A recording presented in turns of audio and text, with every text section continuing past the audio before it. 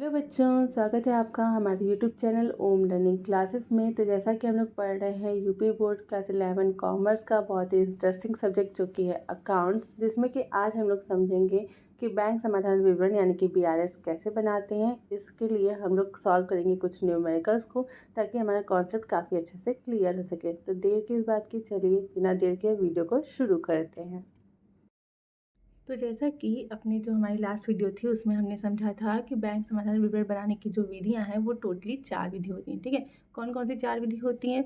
तो एक होता है कि हम लोग कैश बुक के डेबिट बैलेंस के आधार पर बनाते हैं। ठीक, दूसरी विधि क्या थी? कैश बुक के क्रेडिट बैलेंस के आधार पर, यानी कि ओवरड्राफ्ट के आधार पर। ठीक है, और तीसरी क्या थी? पासबुक के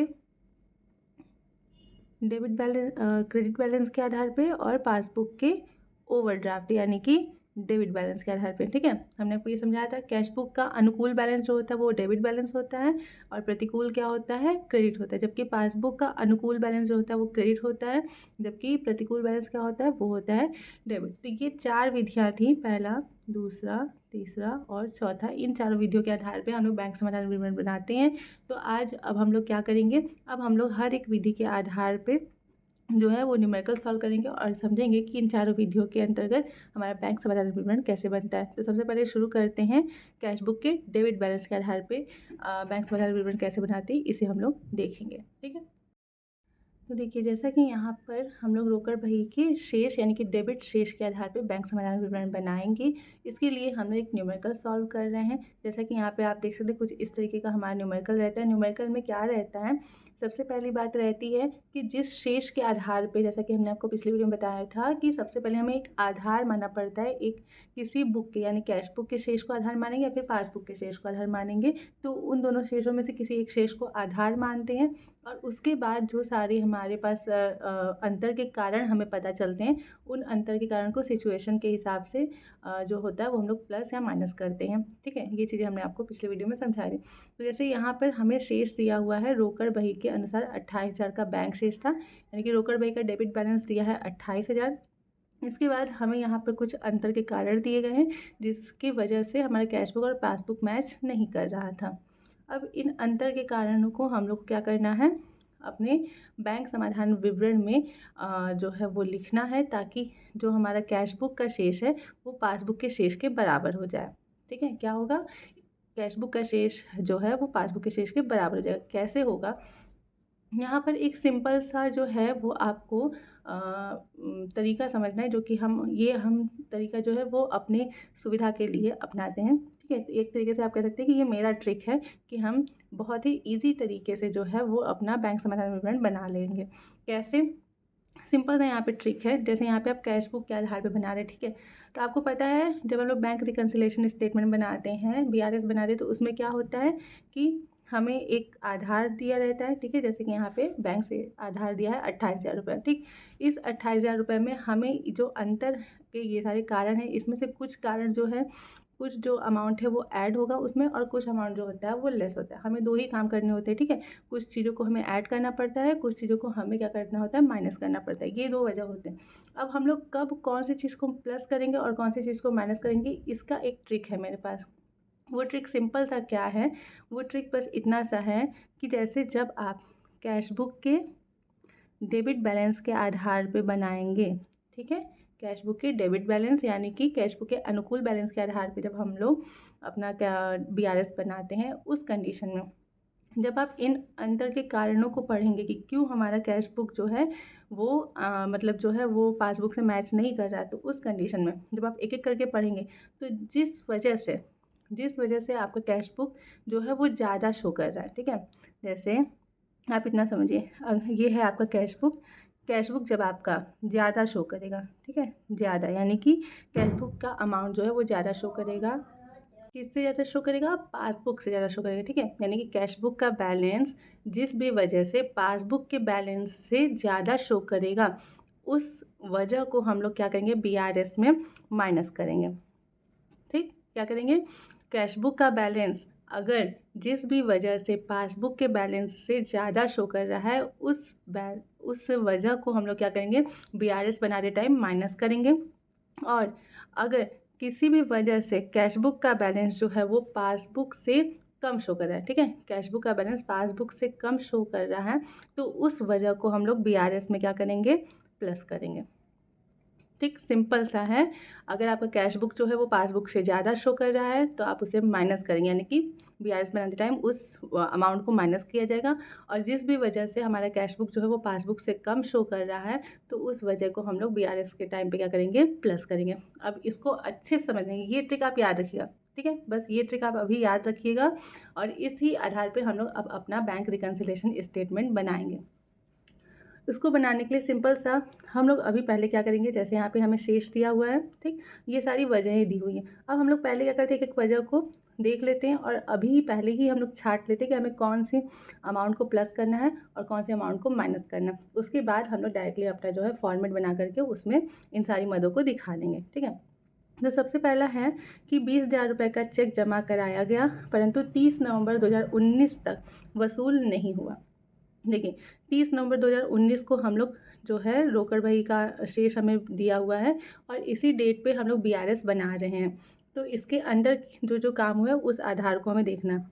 बोला 20,000 का जो चेक जमा कराया गया था, यानी कि बैंक में भेजा गया था जमा करने के लिए, लेकिन अभी तक वो बैंक में वसूल नहीं हुआ। जैसे आप मान लीजिए कि आपको कहीं से चेक मिला, आपने उस चेक को अपने बैंक में भेज दिया कि इस चेक की जो राशि है वो हमारे अकाउंट में आप डाल दीजिए, लेकिन आपने जब उस चेक को बैंक में भेजा होगा तो आपने तो अपने कैश बुक में एंट्री कर ली होगी ना कि हाँ ये 20,000 रुपये हमारे बैंक में जमा हो गए, लेकिन आपने चेक जो बैंक में भेजा अभी तक बैंक वाले ने उस चेक के अमाउंट को आपके अकाउंट में ट्रांसफ़र नहीं किया है, तो आपका बैंक बैलेंस जो है वो पासबुक में कम शो हो रहा होगा ना, जबकि आपने कैश बुक में तो ऐड कर लिया। तो यहाँ पे क्या हो रहा है, आपका कैश बुक जो है वो पासबुक से ज़्यादा शो हो रहा है, ठीक है, कैश बुक जो है वो आपका पासबुक से ज़्यादा शो हो रहा है। तो अब आप क्या करेंगे, यहाँ पे क्या लिखा है, ज़्यादा शो होगा तो उस चीज़ को हम लोग BRS में माइनस करेंगे, तो इससे हम लोग क्या करेंगे, लेस करेंगे। यहीं पे हम लोग सिंबल लगा लेते हैं, ठीक है।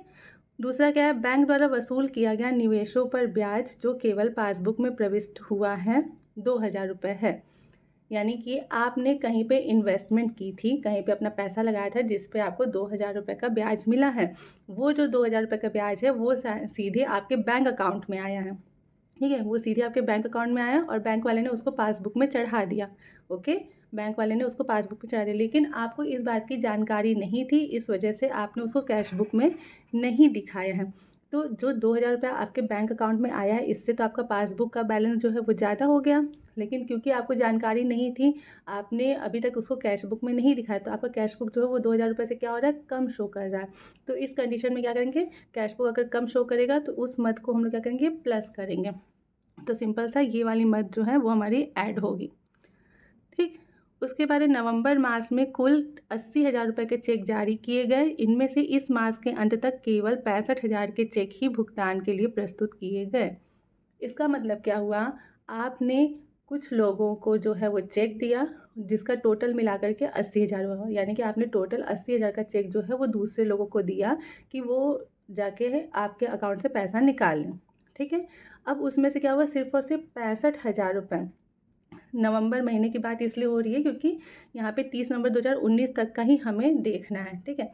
तो नवंबर महीने तक जो है वो जो हमारे व्यापारी हैं या फिर आपने 80,000 का चेक जो है वो इशू किया था, 80,000 का चेक लोगों को दिया था, लेकिन उसमें से अभी तक सिर्फ और सिर्फ 65,000 का चेक जो है वो आपके बैंक अकाउंट से पैसा 65,000 निकल चुका है, ठीक है। तो बाकी के जो पैसे बच रहे हैं वो अभी तक आपके बैंक अकाउंट से नहीं निकले, तो कितने बचेंगे, 80,000 का चेक आपने लोगों को दे दिया और 65,000 ही सिर्फ बैंक से निकला है, तो कितना हो गया, 80 में से 65 माइनस करेंगे तो 15,000 रुपये अभी तक आपके बैंक में से नहीं निकला है। जब आपने 80,000 का चेक दिया तो आपने 80,000 रुपये जो है वो अपने कैश बुक में माइनस कर दिया होगा कि ये 80,000 रुपये आपने पेमेंट कर दिया, आपने इसको कैश बुक में माइनस कर दिया होगा, लेकिन अभी तक रियल में जो है वो आपके बैंक अकाउंट से सिर्फ और सिर्फ 65,000 निकले हैं, ठीक है। तो और अंतर कितने का है, 15,000 नहीं निकले, तो जो 15,000 अभी नहीं निकले हैं उस 15,000 से आपका जो कैश बुक जो है वो कम शो कर रहा है ना, निकले तो 65,000 है और आपने 80,000 माइनस करके दिखा दिया है, तो आपका कैश बुक जो है वो 15,000 रुपये से कम शो कर रहा है, मतलब 15,000 रुपये आप ज़्यादा दिखा रहे हैं ना वहाँ पर, जबकि एक्चुअल में अभी तक वो 15,000 रुपये आपके बैंक में ही हैं, ठीक है। तो इस कंडीशन में आपका कैश बुक जो है वो पासबुक से 15,000 रुपये जो है वो कम शो कर रहा है, तो इस कंडीशन में इसको यहाँ पे 15,000 रुपये को क्या करेंगे हम लोग ऐड करेंगे। ओके, पूरा 65,000 या पूरा 80,000 नहीं ऐड करना है, जितने का डिफरेंस शो कर रहा है उसको ऐड करेंगे। फिर है बैंक द्वारा बीमा प्रीमियम के 1,000 का भुगतान जिसे रोकड़ बही में दर्ज नहीं किया गया। यानी कि बैंक ने आपकी किसी इंश्योरेंस प्रीमियम का पेमेंट किया था, ठीक है, पेमेंट कर दिया था जिसकी राशि थी 1,000 रुपये, जो कि आपने अभी तक अपनी कैश बुक में नहीं चढ़ाया। यानी कि बैंक को आपने बोला होगा कि हमारे ये इंश्योरेंस प्रीमियम हमेशा जमा होता है, आप इसे जमा करिए। यानी कि ये सुविधा आपने बैंक से ली होगी, तो बैंक अपना time to time insurance premium आपका पेमेंट कर रहा है, लेकिन आपने मतलब आपको जानकारी नहीं थी या फिर आप भूल गए किसी भी वजह से, वो पैसा जो है वो आपने अपने रोकड़ में से माइनस करके नहीं दिखाया, तो आपकी रोकड़ बही यहाँ पे क्या कर रही है, ज़्यादा शो कर रही है, जबकि आपके बैंक में से 1,000 रुपये कम हो चुके हैं। पासबुक में आपके 1,000 रुपये कम हो गया, लेकिन आपके कैश बुक में 1,000 रुपये ज़्यादा दिखाया, तो कैश बुक ज़्यादा दिखा रहा है, तो आप यहाँ पे क्या करेंगे, इस रकम को माइनस करेंगे। ठीक, फिर है ग्राहक द्वारा बैंक खाते में सीधे 5,000 रुपये जमा करवाए। अब देखिए, अब अगर कोई कस्टमर आपके अकाउंट में सीधे यहाँ पे 5,000 रुपये जमा करवा दिया है और इसकी भनक आपको नहीं है, तो आपका जो पासबुक है, जो बैंक ने पासबुक में 5,000 रुपया जमा कर दिया होगा कि आपके अकाउंट में 5,000 रुपया बढ़ गया, जबकि आपको इसकी भनक नहीं है, तो इसलिए आपने कैश बुक में अपने 5,000 रुपये नहीं दिखाया कि हमें 5,000 रुपये कहीं से मिला है, तो उस कंडीशन में आपका कैश बुक क्या हो रहा है, कम शो कर रहा है पासबुक से। तो कैश बुक जब हमारा कम शो करता है तो उस राशि को हम लोग क्या करेंगे, ऐड करेंगे। ठीक, फिर है बैंक प्रभार। बैंक प्रभार में बैंक चार्जेस, बैंक ने जो भी आपको सेवा, बैंक से आपने जो भी सुविधा ली है उसके लिए बैंक कुछ आपसे कुछ न कुछ रकम जो है वो चार्ज करती है, तो उसको क्या करती है बैंक, जो आपके अकाउंट में पैसा है उसको, उस पैसे में से जब भी उसका डेट होता है बैंक चार्जेस काटने का, तो उस डेट पे वो अपने बैंक चार्जेस को काट देती है, यानी कि आपके अकाउंट में से उतना पैसा जो होता है वो कम हो जाता है। तो कम हो जाता है, तो इस हिसाब से बैंक ने जब 150 रुपये आपने चार्जेस के काटे होंगे, तो आपके पासबुक में 150 रुपये कम हो गया होगा, जो कि अभी तक आपने कैश बुक में रिकॉर्ड नहीं किया है। यहाँ पर लिखा हुआ है, इसका मतलब कि रिकॉर्ड नहीं हुआ है कैश बुक में, तो कैश बुक आपका जो है वो 150 रुपये से ज़्यादा दिख रहा होगा। ठीक है, तो अगर आपका कैश बुक ज़्यादा दिख रहा है तो इस राशि को आप क्या करेंगे, माइनस करके दिखाएंगे। ठीक, इसके बाद है अस्वीकृत चेक के संबंध में जिसे पहले कटौती के साथ भुनाया गया था, 2,000 रुपये का डेबिट केवल पासबुक में दर्ज हुआ। इसका मतलब क्या हुआ, देखिए, चेक जब एक नॉर्मल चेक अस्वीकृत होता है, अस्वीकृत मतलब कि कैंसिल हो गया, ठीक है, बैंक द्वारा रिजेक्ट कर दिया गया, तो जब एक नॉर्मल चेक, जैसे कि कोई चेक है, आप उसको लेकर के गए बैंक ने किसी भी वजह से उसको कैंसिल कर दिया, तो उसकी जो रकम है उससे बैंक को कोई फ़र्क नहीं पड़ा, तो उसकी कोई एंट्री जो है वो बैंक के पासबुक में नहीं होगी। लेकिन यहाँ पर बात हुआ है कि जिसे पहले कटौती के साथ भुनाया गया था, इसका मतलब यहाँ पे ये है कि आपको चेक मिला था, जैसे कि आपने बिल ऑफ एक्सचेंज अभी तो आप पढ़े नहीं हैं, ठीक है, आगे हमारे चैप्टर्स में है, तो उसमें क्या होता है कि जैसे आपको पहले से चेक मिला है, आप उसको जा कर के डेट से पहले जो है आप जा कर के उसको बैंक से आप उसका पैसा ले सकते हैं। ठीक है, बैंक आपसे उसका कुछ चार्जेस लेगा और कुछ पैसा, जैसे अगर आपने 5,000 का चेक आप लेके गए हैं बैंक के पास, तो बैंक आपसे उसमें से 500 रुपये लेकर के 4,500 रुपये आपको देगा। ठीक है, तो 4,500 रुपये आपने तो यूज़ कर लिया। अब जब बाद में उस चेक का रियल में पेमेंट होगा, जिसने भी आपको वो चेक दिया है, जब वो उसके अकाउंट से रियल में पेमेंट होगा, तो वो पेमेंट कौन लेगा, वो पेमेंट बैंक ले लेगी। ठीक है, वो पेमेंट बैंक ले लेगी, वो पेमेंट तब आपको नहीं मिलेगा क्योंकि बैंक तो आपको पहले से ही पेमेंट कर चुकी है। तो इसी को बोलते हैं कि पहले कटौती के साथ बुनाया गया था। ठीक है, तो व्यापारी ने क्या किया था कि 2,000 रुपये का चेक जो है वो पहले ही जो है वो बैंक से भुना लिया था। ठीक है, अब ये चेक क्या हो रहा है, वो अस्वीकृत हो गया, यानी किसी भी वजह से बैंक द्वारा अब रिजेक्ट कर दिया गया, तो वो अब 2,000 रुपये बैंक को वापस चाहिए होंगे, तो ये बात तो अलग है। लेकिन फ़िलहाल अब यहाँ पे ये अस्वीकृत हो गया, तो ये 2,000 रुपये जो है वो बैंक ने, जैसे रिजेक्ट हो गया तो वो 2,000 रुपये अब बैंक को चाहिए, क्योंकि आपको तो पहले से 2,000 मिल गया है, अब बैंक को चाहिए क्योंकि चेक रिजेक्ट हो गया। तो वो 2,000 क्या करेगी बैंक, जो आपका अकाउंट में बैलेंस है उस बैलेंस में से वो 2,000 रुपये काट लेगी। ठीक है, तो यहाँ पे वही हुआ कि बैंक ने वो 2,000 रुपये आपके अकाउंट में से काट लिया, यानी कि आपके अकाउंट में से माइनस हो गया है, तो आपका पासबुक का शेष जो है वो कम दिखा रहा होगा, जबकि आपके कैश बुक में ये बात आपने अभी तक दर्ज नहीं की है, तो आपका कैश बुक जो है वो ज़्यादा शो कर रहा होगा। तो कैश बुक अगर ज़्यादा शो करे तो जाहिर सी बात है हम लोग क्या करेंगे, इसे माइनस करेंगे। और लास्ट है, बैंक में जमा कराया गया 3,000 का चेक रोकड़ बही में 2 बार लिखा गया, यानी कि आपने एक 3,000 रुपये का चेक को बैंक में भेजा कि वो 3,000 रुपये जो है वो बैंक क्या करे, उस चेक का आपके अकाउंट में डाल दें, यानी आपके अकाउंट में 3,000 रुपये जमा कर दें। अब वो तो ठीक था और आपने भेजा और बैंक ने जमा भी कर दिया, लेकिन यहाँ पर गलती क्या हुई कि आपने उसको 2-2 बार अपने रोकड़ बही में लिख दिया, तो जिस वजह से आपकी रोकड़ बही में जो चेक है वो 6,000 रुपये का हो गया, जबकि एक्चुअल में जमा कितना हुआ है 3,000। तो 3,000 जो 2 बार आपने लिखा है, तो उस 3,000 से आपका जो कैश बुक है वो क्या कर रहा होगा, ज़्यादा शो कर रहा होगा। ठीक है, कैश बुक का बैलेंस पासबुक के बैलेंस से ज़्यादा शो कर रहा होगा, तो इस वजह से आप क्या करेंगे, 3,000 रुपये को माइनस करके BRS में दिखाएंगे। ठीक, तो इस तरीके से हमने यहाँ पे छाट लिया कि हमें किन मदों को BRS में ऐड करना है और किन मदों को माइनस करना है। तो अब हम लोग क्या करेंगे, इन सब चीज़ों को BRS का फॉर्मेट बना करके उसमें मेंशन करेंगे। तो ये देखिए, ये कुछ इस तरीके का हमारा फॉर्मेट होता है, जो कि हमने आपको पिछले लास्ट वीडियो में समझाया था कि सबसे पहले हमें बैंक रिकन्सिलेशन स्टेटमेंट ऑफ जिसका भी हम लोग बना रहे हैं उसका नाम लिखा जाएगा, एज ऑन जिस भी डेट पे हम लोग बना रहे हैं वो डेट लिखेंगे। फिर 3 कॉलम्स रहते हैं, एक पर्टिकुलर्स की और 2 अमाउंट की रहती है, इसमें डेबिट और क्रेडिट का कोई कॉलम नहीं है। ठीक है, सबसे पहले हम लोग क्या लिखेंगे, बैलेंस एज पर, जिस भी बैलेंस के आधार पे हम लोग अपना BRS बना रहे थे, यहाँ पे रोकड़ बही के अनुसार बना रहे हैं तो balance as per cash book, क्योंकि यहाँ पे ओवरड्राफ्ट की बात नहीं कही गई है, तो रोकड़ बही का शेष अगर बोला गया है इसका मतलब क्या है कि रोकड़ बही का नॉर्मल शेष जो कि होता है डेबिट, तो हम लोग ये मान के चलेंगे। तो balance as per cash book पहले हम लोग दिखाएंगे, कितना बैलेंस है 28,000, तो लास्ट का जो अमाउंट वाला कॉलम है इसमें 28,000 रुपये दिखा देंगे। अब सबसे पहले आता है ऐड करना है, तो जिन मदों को हमें ऐड करना है उन मदों को हम लोग ऐड वाले कॉलम में दिखा देंगे। जैसे कि यहाँ पर हमारा सेकंड वाला है, बैंक द्वारा वसूल किया गया निवेशों पर ब्याज जो कि पासबुक में प्रविष्ट है, तो इंटरेस्ट ऑन इन्वेस्टमेंट इसे हम लोग ऐड करना था, तो यहाँ पे इंटरेस्ट ऑन इन्वेस्टमेंट करके 2,000 रुपये यहाँ पर अमाउंट में इस कॉलम में दिखाएंगे। ठीक है, अंदर वाले कॉलम में। फिर उसके बाद क्या ऐड करना था, दूसरी मद थी, हाँ, ये जो 15,000 का हमारा डिफरेंस आया था जिससे हमारा कैश बुक कम शो कर रहा था, तो क्या था, check issued but not presented for payment, यानी कि चेक जो है वो दे दिया गया था लोगों को, मतलब इशू कर दिया गया था, लेकिन इसे पेमेंट के लिए अभी तक ये बैंक में नहीं गया, तो 15,000 रुपये से हमारा कैश बुक जो है वो कम शो कर रहा था, तो यहाँ पर हम लोग उसे ऐड करके दिखा देंगे। और लास्ट में जो है वो हम लोग क्या ऐड कर रहे हैं, सॉरी डायरेक्ट डिपॉजिट में कहाँ गया, हाँ सॉरी, ये 5वां है, ग्राहक द्वारा बैंक खाते में सीधे 5,000 जो जमा कराए गए थे। ठीक है, तो डायरेक्ट डिपॉजिटेड बाय कस्टमर हो जाएगा कितना, 5,000 रुपये।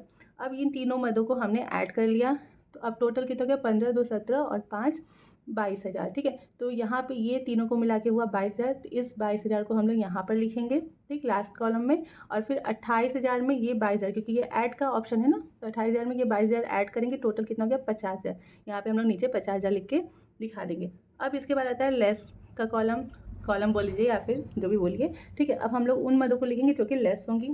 तो सबसे पहली मद है हमारी यहाँ पे 20,000 का जो चेक जमा कराया गया था लेकिन अभी तक बैंक द्वारा वसूल नहीं किया गया, तो cheque send to bank for collection but not collected, यहाँ पे 20,000 रुपये दिखा देंगे। उसके बाद क्या चीज़ें हैं, इसके बाद माइनस होगा बैंक द्वारा बीमा प्रीमियम का जो 1,000 पेमेंट किया गया था, तो payment of insurance premium 1,000 rupees. फिर ग्राहक द्वारा बैंक प्रभार जो है 150 रुपये, वो बैंक चार्जेस 150 रुपये माइनस करेंगे। फिर डिसऑनर ऑफ डिस्काउंटेड चेक जो भी हमने आपको समझाया 2,000 रुपये। लास्ट में जो यहाँ पर 3,000 के चेक का 2 बार रिकॉर्डिंग हो गया था उससे हम लोग double recording of deposited cheque करके 3,000 रुपये दिखा देंगे। अब यहाँ पे क्या होगा, जो इस कॉलम में अंदर वाले कॉलम में इन सभी चीज़ों को हम लोग ऐड करेंगे कि हमें इतनी चीज़ें लेस करनी है ना, पहले इन्हें आपस में ऐड कर लेंगे। आपस में ऐड करेंगे तो ये हो गया टोटल 26,150 रुपये। ठीक है, आपस में ऐड करेंगे जब हम लोग इनको, तो ये टोटल हो गया 26,150। अब इस 26,150 को इस 50,000 में से माइनस करेंगे। ठीक है, तो 50,000 में से 26,150 जब हम लोग माइनस करेंगे तो हमारा जो बैलेंस आएगा वो होगा 23,850 रुपये। और ये जो है ये हमारा आंसर है। और ये जो है इसे हम लोग कैसे नोट करेंगे, balance as per passbook credit. ठीक है, पासबुक का अनुकूल बैलेंस क्या होता है, क्रेडिट, तो इसीलिए इसे हम लोग करेंगे balance as per passbook credit करके दिखाएंगे।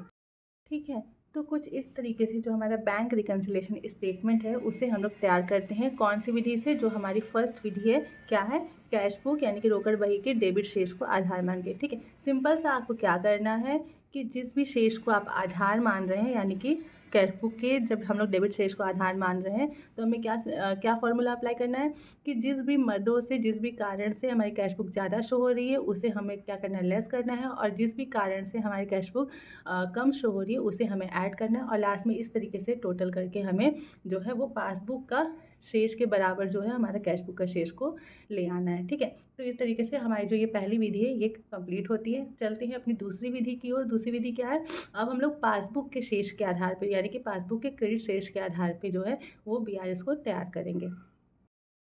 तो देखिए यहाँ पर हमने पासबुक के शेष को आधार मानकर एक जो है एक न्यूमेरिकल लिया है, जिसको हम लोग सॉल्व करेंगे तो हमें ये भी अच्छे समझ में आएगा कि अब हम लोग पासबुक के शेष को आधार मानकर बैंक समाधान विवरण कैसे बना सकते हैं। ठीक है, यहाँ पर भी जैसे आप देख सकते हैं कि हमें सबसे पहले दिया है पासबुक की क्रेडिट बाकी, यानी कि जो पासबुक का अनुकूल शेष है वो दिया है 6,340 रुपये।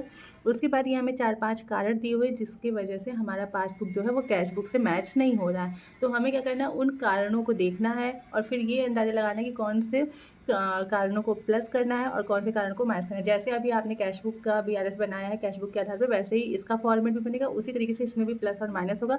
अब यहाँ पर कौन सी चीज़ों को प्लस करेंगे, कौन सी चीज़ों को माइनस करेंगे, तो उसके लिए भी हमारा एक ट्रिक है, सिंपल सा।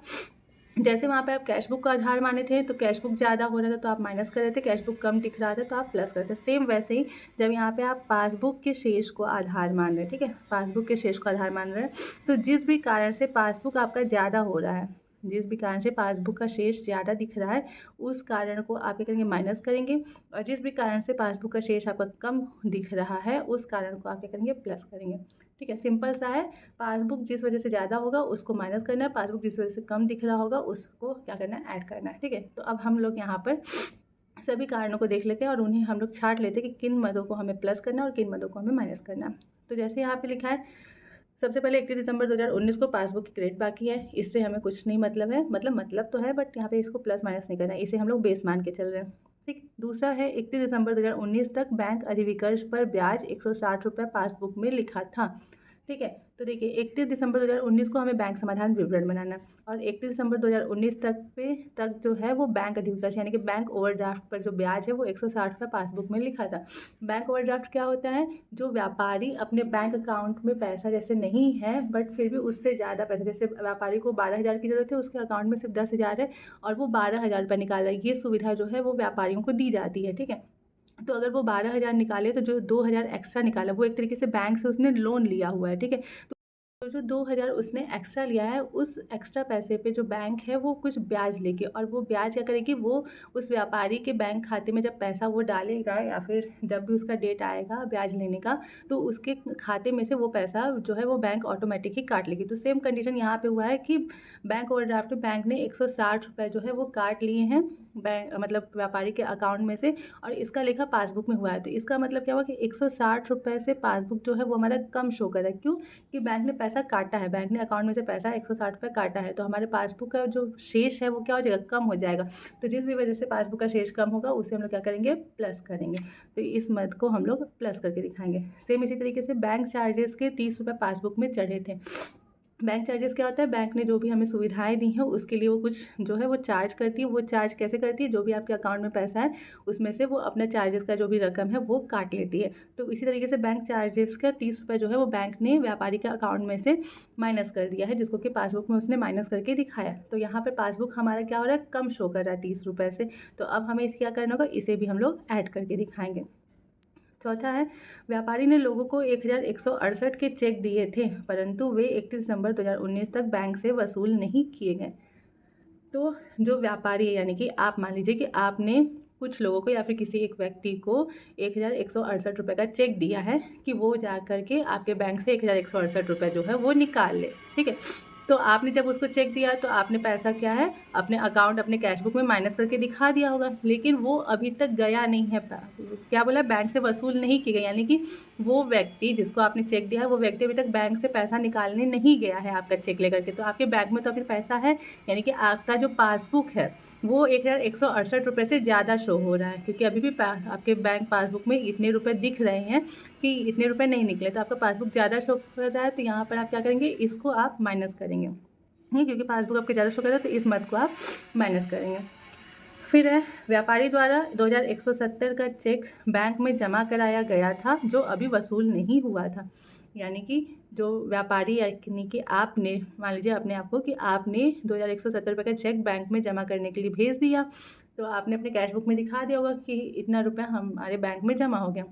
बट क्योंकि बैंक द्वारा इसे वसूल नहीं किया गया, यानी कि बैंक द्वारा इस अमाउंट को आपके खाते में अभी क्रेडिट नहीं किया गया, तो आपका पासबुक जो है वो 2170 रुपये से कम शो हो रहा होगा, क्योंकि अभी तक के बैंक खाते में ट्रांसफ़र नहीं, जब तक बैंक खाते में ट्रांसफ़र नहीं होगी ये रकम तब तक पासबुक में भी नहीं शो होगी। तो इस वजह से आपका पासबुक जो है वो इतने रुपये से कम शो हो रहा है। तो इस वजह से इस मद को हम लोग क्या करेंगे, प्लस करके दिखाएंगे।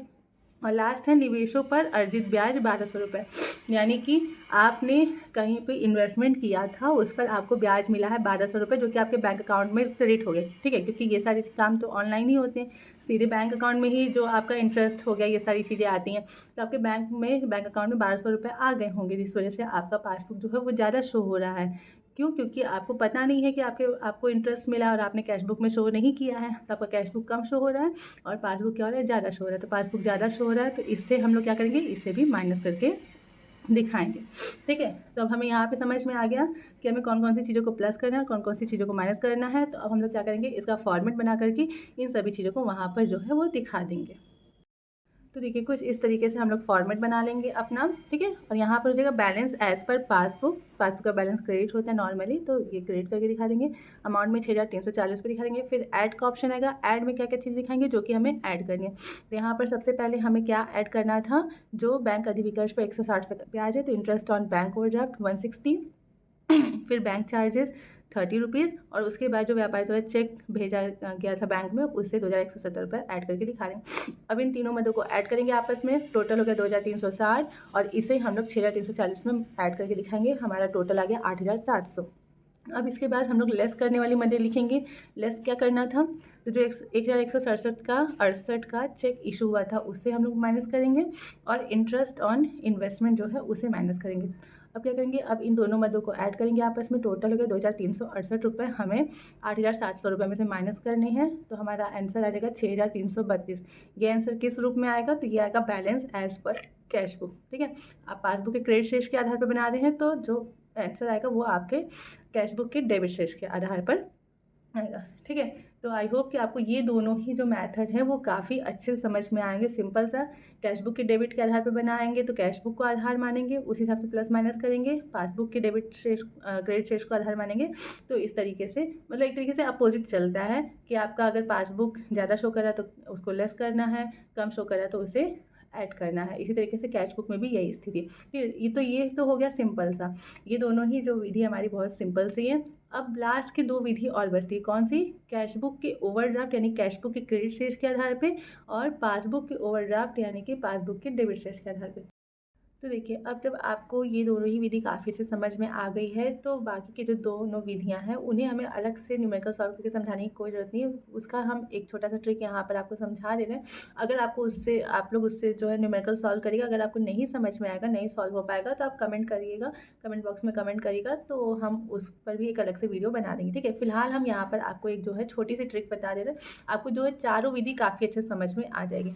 देखिए जैसे क्या है कि जब आप कैश बुक के डेबिट शेष के आधार पर बनाते हैं, ठीक है, तो आप क्या करते हैं, कैश बुक ज़्यादा शो होता है तो उसे क्या करते हैं, लेस करते हैं उस कारण को। ठीक है, और कैश बुक कम शो होता है तो उसे क्या करते हैं, ऐड करते हैं। ठीक, इसके बाद जब आप पासबुक के क्रेडिट शेष के आधार पर बनाते हैं, तो पासबुक ज़्यादा शो होता है तो आप उस मद को लेस करते हैं, और पासबुक कम शो होता है जिस भी वजह से, तो उसे आप क्या करते हैं, ऐड करते हैं। ठीक, तो सेम इसी तरीके से, या फिर आप कहिए इसका अपोजिट आपको क्या करना है, जब आप कैश बुक का ओवरड्राफ्ट के आधार पर बनाएंगे, ठीक है, जब आप कैश बुक के ओवरड्राफ्ट यानी कि क्रेडिट बैलेंस के आधार पर बनाएंगे, तो क्या करना है, जिस भी कारण से आपका कैश बुक ज़्यादा शो हो रहा है उसे आपको ऐड ही करना है। यानी कैश बुक ज़्यादा शो कर रहा है तो भी आपको ऐड ही करना है, और कैश बुक अगर कम शो कर रहा है जिस भी कारण से, उसे आपको लेस करना है। यानी कि ज़्यादा शो कर रहा है तो भी ऐड करना है, कम शो कर रहा है तो लेस करना है। यहाँ पे सीधा सीधा वो जो है ट्रांजेक्शन है। ठीक है, ज़्यादा शो कर रहा है तो ऐड, कम शो कर रहा है तो लेस। यहाँ पे क्या था, अपोजिट था। ठीक, और सेम इसी तरीके से अगर आप पासबुक के ओवरड्राफ्ट के आधार पर बना रहे हैं, यानी कि पासबुक के डेबिट बैलेंस के आधार पर बना रहे हैं, सॉरी, तो फिर यहाँ पे भी वही कंडीशन, अगर आपका पासबुक जिस भी जिस भी कारण से आपका पासबुक जो है वो ज़्यादा शो कर रहा है उस कारण को आप ऐड करेंगे, और जिस भी कारण से पासबुक आपका कम शो कर रहा है उस कारण को आप क्या करेंगे, लेस करेंगे। ठीक है, तो क्या है यहाँ पर जो ओवरड्राफ्ट वाला कंडीशन है ये सीधा सीधा आप इसको ध्यान रखिएगा। आप सिंपल से ओवरड्राफ्ट में क्या करना है, सीधा सीधा ज़्यादा है तो ऐड करना है, कम है तो लेस करना है, चाहे पासबुक का हो चाहे कैश बुक का हो। और जो नॉर्मल शेष है, अनुकूल शेष वाला है, इसमें क्या आपको ट्रिक याद रखनी है कि कैश मतलब अपोजिट है कि ज़्यादा शो कर रहा है तो लेस करना है, और कम शो कर रहा है तो ऐड करना है, चाहे वो कैश बुक हो चाहे पासबुक हो। ठीक है, तो ये सिंपल सा एक ट्रिक है जिसके आधार पर आप पूरा का पूरा BRS जो है वो किसी भी विधि के आधार पे आराम से बना सकते हैं। आपको बस यहाँ पे ध्यान दे देना, जब आप ओवरड्राफ्ट के आधार पे बनाएंगे तो जैसे यहाँ पर आप लिखेंगे balance as per cash book overdraft. ठीक है, तो यहाँ पर जो आंसर आएगा वो आएगा balance as per passbook overdraft. ठीक है, या फिर अगर आप लिखेंगे balance as per passbook overdraft तो आंसर आएगा balance as per cash book overdraft. ठीक है, तो जो शेष आप मानेंगे जस्ट उसका अपोजिट शेष जो है, अपोजिट बुक का शेष जो है वही आंसर में आपको जो है वो मिलेगा। ठीक, तो आई होप कि आपको ये चारों ही विधि के आधार पे आप अब BRS जो है वो काफ़ी अच्छे से बना लेंगे। अगर फिर भी कोई भी आपको कन्फ्यूज़न हो तो आप हमें कमेंट बॉक्स में कमेंट करके पूछ सकते हैं, हम उसको सॉल्व करने की पूरी कोशिश करेंगे। ठीक है, तो फिलहाल इस वीडियो में इतना ही। इसी के साथ हमारा ये चैप्टर भी कंप्लीट होता है। नेक्स्ट वीडियो में हम लोग मिलेंगे नेक्स्ट चैप्टर के साथ। तब तक के लिए थैंक यू।